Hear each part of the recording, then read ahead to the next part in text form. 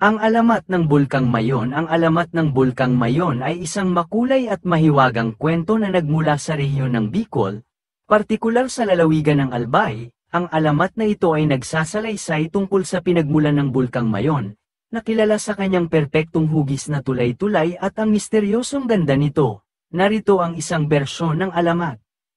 Alamat ng Bulkang Mayon. Noong unang panahon, may isang magandang dalagang nakatira sa isang maliit na nayon malapit sa dagat. Ang pangalan niya ay Daragang Magayon, na ang ibig sabihin ay magandang babae. Siya ay kilala hindi lamang dahil sa kanyang anyo, kundi pati na rin sa kanyang kabutihan at puso. Dalawang binata ang umibig kay Daragang Magayon, si Panganoron, isang matapang at marangal na mandirigma, at si Parompon, isang mayamang hari mula sa isang kalapit na kaharian.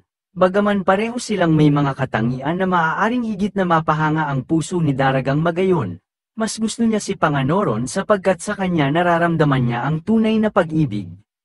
Nang malaman ni Parompon na hindi siya ang napili ni Daragang Magayon, nagalit siya at sinimulan niyang gamitin ang kanyang kapangyarihan upang ipakasal siya sa kanya. Pinilit niyang sakupin ang kaharian kung saan naninirahan si Daragang Magayon. Nang dumating ang araw ng pakikipaglaban, lumaban ng buong tapang si Panganoron upang ipagtanggol si Daragang Magayon at ang kanilang pag-ibig. Sa dulo ng labanan, nasugatan si Panganoron at namatay sa harap ni Daragang Magayon. Sa sobrang lungkot ni Daragang Magayon, sumigaw siya ng malakas at hinawakan ang bangkay ni Panganoron. Hindi niya maipagpatuloy ang kanyang buhay nang wala ang kanyang minamahal. Kaya't sa huli, pinili niyang sundan si Panganoron sa kamatayan. Bumagsak siya sa lupa at doon siya namatay kasabay ni Panganoron. Nang malaman ng mga tao sa nayon ng trahedya, pinag-uusapan nila kung paano ipagpatuloy ang buhay ng walang kanilang minamahal na prinsesa.